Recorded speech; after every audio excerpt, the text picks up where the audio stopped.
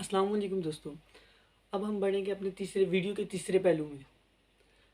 اس پر مستزاد یہ کہ لا دینی نظریات کا پرچار کرنے کے لیے مستقل ادارے قائم ہوئے اور سرکاری سطح پر ان کی بھرپور حوصلہ افزائی کی گئی۔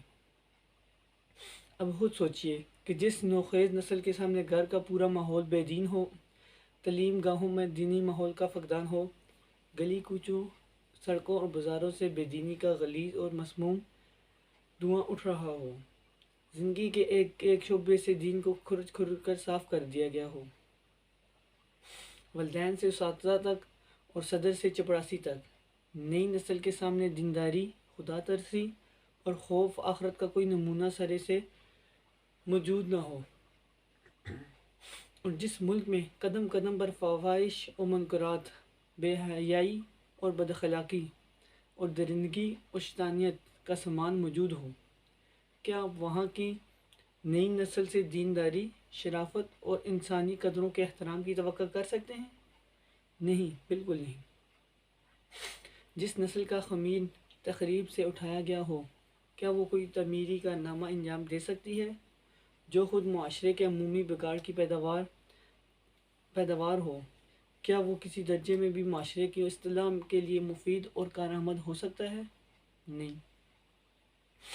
تم لاکھ تعلیمی ترقی اور اعلیٰ تہذیب کے ڈنڈورے پیٹو، لیکن خوب یاد رکھو، تعلیم کا ماحول جب تک دینی نہیں ہوگا، نئی نسل کے سامنے والدین، اساتذہ اور اہم شخصیتوں کی شکل میں اخلاقی انسانیت اور دینداری اور خدا خوفی کے اعلیٰ نمونے جب تک موجود نہیں ہوں گے، تعلیم میں جب تک دینی تربیت متمح نظر نہیں ہوگی، اور جب تک اخلاق و مال، جذبات و عواطف اور رجحانات و میلانات کی اصطلاح نہیں ہوگی، تب تک یہ مصیبت روز افزوں ہوتی جائے گی۔ تعلیم سے جب اسلامی روح نکل جائے گی، اخلاق تباہ ہو جائیں گے، انسانی قدریں پامال ہو جائیں اور مقصد زندگی صرف حیوانیت اور شکم پروری رہ جائے، تو اس تعلیم کے یہ دردناک نتائج ظاہر نہیں ہوں گے تو اور کیا ہوگا؟ صد حیف کہ آج انسانیت کی پوری مشین پیٹ کے گرد گھومنے لگی ہے۔ آج کی تمام تعلیم، تمام تربیت اور تمام تہذیب کا خلاصہ یہ ہے کہ حیوانی زندگی کے تقاضے کیسے پورے کی جائے۔ دین جاتا ہے تو جائے، اخلاق مٹتے ہیں تو مٹیں، انسانیت مرتی ہے تو مرتی ہی جائے، مگر ہمارے حیوانی تقاضے اور نفسانی خواہشات بہرحال پوری ہونی چاہیے۔ نہ دین سے تعلق، نہ اخلاق سے واسطہ، نہ انسانیت کا شعور، نہ افکار صحیح، خیالات درست، نہ خدا کا خوف، نہ آخرت کی فکر، نہ مخلوق سے حیا۔ انا للہ و انا الیہ راجعون۔ جدید تعلیم اور اس کے چند مہلک ثمرات اسی جدید تعلیم اور اس کے لادینی نظام نے لسانی عصبت اور صوبہ پرستی کی لعنت کو جہنم دیا۔